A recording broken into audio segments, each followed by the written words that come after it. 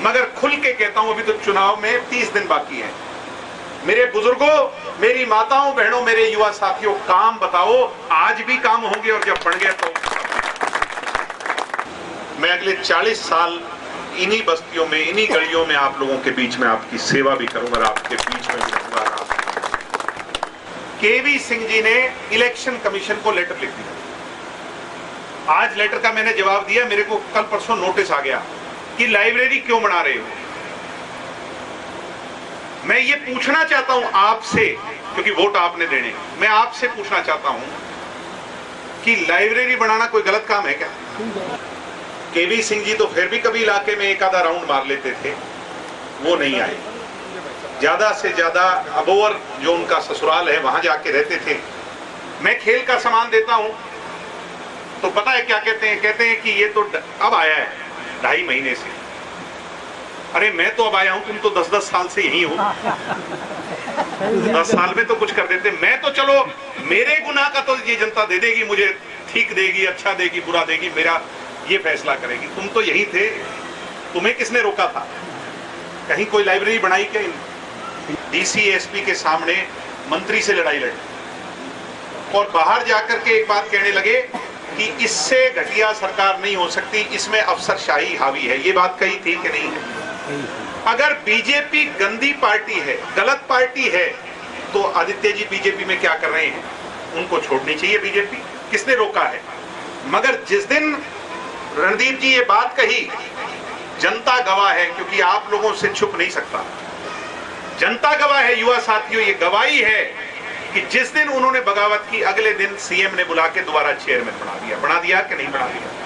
और उस दिन के बाद दोबारा बीजेपी अच्छी पार्टी हो गई। यानी एक चेयरमैनी के लिए तो सरकार गंदी है, और चेयरमैनी मिल जाए तो सरकार बहुत बढ़िया सरकार है, पार्टी बहुत बढ़िया सरकार।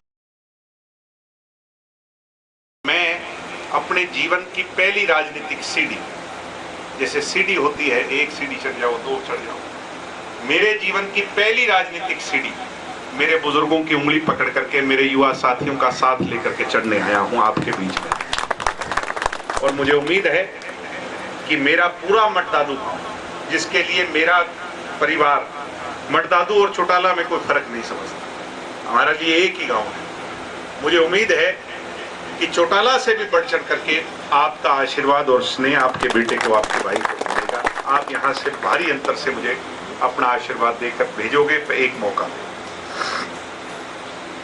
सम्मानित बुजुर्गों, नौजवान दोस्तों, मैं ये वादा आपको देता हूं, मेरी 34 साल की उम्र है। मैं अगले 40 साल इन्हीं बस्तियों में, इन्हीं गलियों में आप लोगों के बीच में आपकी सेवा भी करूंगा और आपके बीच में भी रहूंगा।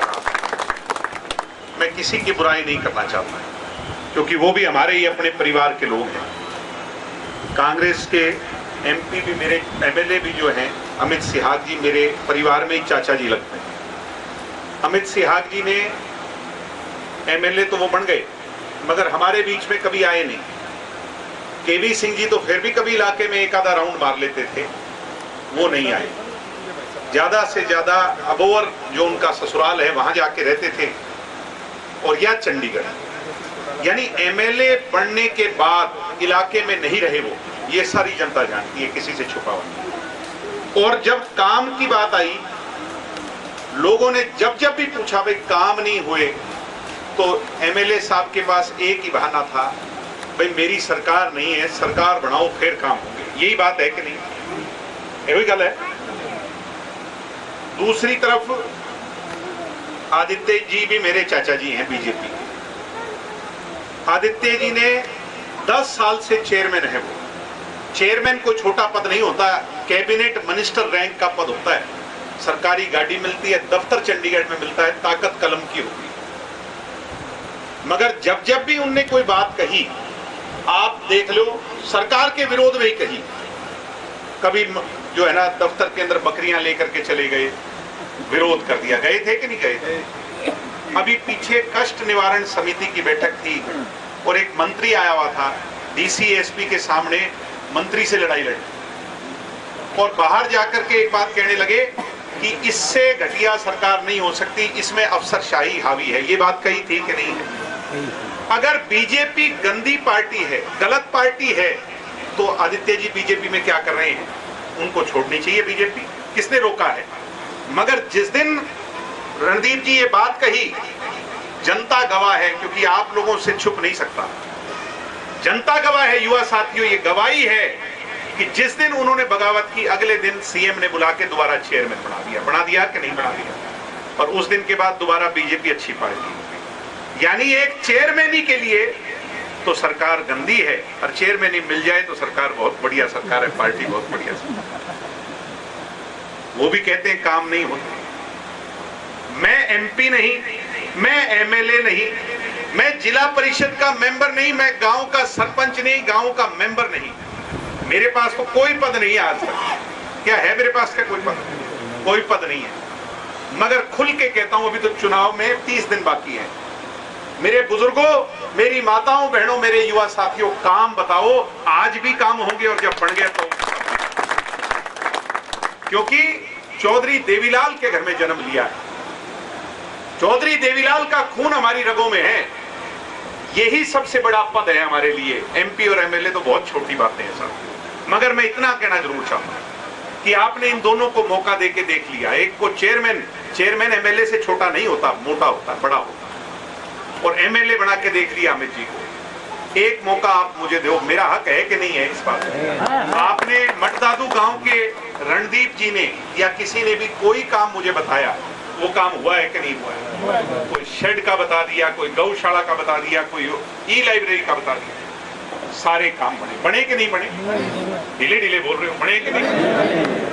सूए वाले छोटी गल बेचारे है जो सूए तुसी आए सी उत्थे धर्मशाला च यार झेडा करते सारे ले लियो उन्होंने तो सूए तीन तो बन गए जी, एक रह गया। सारे बनेंगे, सारे बनेंगे।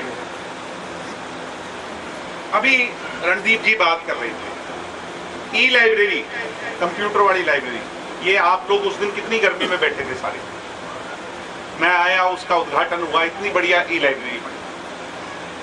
ऐसे ही ई लाइब्रेरी 31-32 ई लाइब्रेरी बनी है अपने पूरे इलाके में। मेरा लक्ष्य था कि मैं, ये चुनाव जल्दी हो गए नहीं तो अपन सारी बनवा देते 70 के 70 गांव में। मैंने कही कि 70 के 70 गांव में बना। केवी सिंह जी ने इलेक्शन कमीशन को लेटर लिख दिया। आज लेटर का मैंने जवाब दिया। मेरे को कल परसों नोटिस आ गया कि लाइब्रेरी क्यों बना रहे हो। मैं ये पूछना चाहता हूं आपसे, क्योंकि वोट आपने देने, मैं आपसे पूछना चाहता हूं कि लाइब्रेरी बनाना कोई गलत काम है क्या? मैं कोई नशे की दुकान खोल रहा हूं या शिक्षा की दुकान खोल रहा हूं? ये बात आपने सोचनी है। अगर गरीब घर के बच्चों को मैं कंप्यूटर दे रहा हूं, बैठकर उनको बैठने के लिए एसी दे रहा हूं, टेबल दे रहा हूं, पढ़ने लिखने के लिए उनको स्थान दे रहा हूं, तो मैं कोई गलत कर रहा हूं क्या? बता दो। ये बात का फैसला आपने। और इन कांग्रेसियों से पूछना है, भाई तुम्हें क्या तकलीफ है? जब दिग्विजय कोई अच्छा काम करे तो उसका मुकाबला, अगर वो लाइब्रेरी खोले तो तुम भी एक लाइब्रेरी बनवा दो भाई, किसने रोकी? ठीक है कि नहीं? मगर नहीं, क्योंकि सोच नहीं है। मैं खेल का सामान देता हूं तो पता है क्या कहते हैं? कहते हैं कि ये तो अब आया है 2.5 महीने से। अरे मैं तो अब आया हूं, तुम तो 10-10 साल से यही हो। 10 साल में तो कुछ कर देते। मैं तो चलो, मेरे गुनाह का तो ये जनता दे देगी, मुझे ठीक देगी, अच्छा देगी, बुरा देगी, मेरा ये फैसला करेगी। तुम तो यही थे, तुम्हें किसने रोका था? कहीं कोई लाइब्रेरी बनाई क्या? कहीं स्पोर्ट्स वाले बच्चों का भला किया क्या? पिंडा जी नहीं आए। और मैं लंबी सोच के आया हूं, लंबी दौड़ के। इनकी तरह 5 साल के लिए नहीं सोच के आया, लंबी दौड़ सोच के आया हूं, 40 साल के लिए सोच के आया हूं। मैं आपको वादा देता हूं, एक मौके तो आप बना दोगे एमएलए, मगर अगली बार तो एमएलए आज तो बनाओगे कि अजय सिंह का लड़का है, नैना सिंह का बेटा है। अगली बार तो अपने काम के दम पे बढ़ना पड़ेगा। तो लंबी सोच लेके आया हूं। काम इतने करवा दूंगा, आप ये कहोगे, खुद कहोगे कि हाँ हमने ठीक नुमाइंदे को चुना। तो आप लोग गुमराह ना हो और चिंता ना करो। कितने दिन रोक लेंगे लाइब्रेरी बनने से? कितने दिन रोक लेंगे? कल कोई किसान माखा गांव के अंदर, बड़ा मैं अच्छा किस्सा मेरे याद आ गया। हमारी अपनी पार्टी का कोई किसान माखा गांव में खुद के पैसों से पाइपलाइन दबा रहा था। उस बेचारे की शिकायत कर दी इलेक्शन कमीशन ने, रात को पुलिस वाले उसकी पाइप उठा ले गए। कोई अपने पैसों से पाइपलाइन डाल रहा है तो किसी को क्या दिक्कत है भाई? इनको ये लगता है सारे काम दिग्विजय करवा रहा है। मैं किसी का कोई काम करने का मुझे अधिकार है कि नहीं है? मैं किसी का नुकसान थोड़ी कर रहा हूं। कोई बेचारा पाइप पानी की डलवाता उसकी रोक रहे हैं। चौधरी देवीलाल की फोटो लाइब्रेरियों से उतार रहे हैं। अरे चौधरी देवीलाल तो तुम्हारे भी थे, उसी परिवार से तो तुम हो। दिग्विजय का तो हाथ पकड़ के बाहर निकाल दो, उनकी फोटो तो मत। सोच देखो इनकी, आप कहां पहुंच गए। तो आपसे मैं गुजारिश करूंगा कि एक मौका मुझे दो, मैं आपसे जोड़ी फैला करके वोट की अपील करता हूं सारे परिवार से, और मुझे उम्मीद है मटदादू गांव जिता दोगे कि नहीं? ज्यादा से ज्यादा वोटों से जिता दियो। अब इसके बाद जब आएंगे, सभा करने आएंगे मटदादू गांव के अंदर, तब दुष्यंत जी भी आएंगे और चंद्रशेखर जो अपनी पार्टी के साथ जिनका गठबंधन हुआ है आजाद समाज पार्टी के, वो नेता भी मटदादू गांव के अंदर आएंगे। तो बड़ी सभा करना, सबसे बड़ी सभा होनी चाहिए मटदादू गांव की, ऐतिहासिक सभा होनी चाहिए। आप सबका बहुत धन्यवाद। वाहिगुरु जी का खालसा, वाहिगुरु जी की फतेह। 2 तारीख को अखंड पाठ का जब भोग पड़े और अंतिम को जो अपने उसका वहाँ फंक्शन हो, अरदास हो, तो आप सब लोग एक एक बच्चा बच्चा गाँव का वहाँ पहुँच कर अपने छोटी गुड़िया को आशीर्वाद दो। बहुत धन्यवाद। जय हिंद, जय भारत।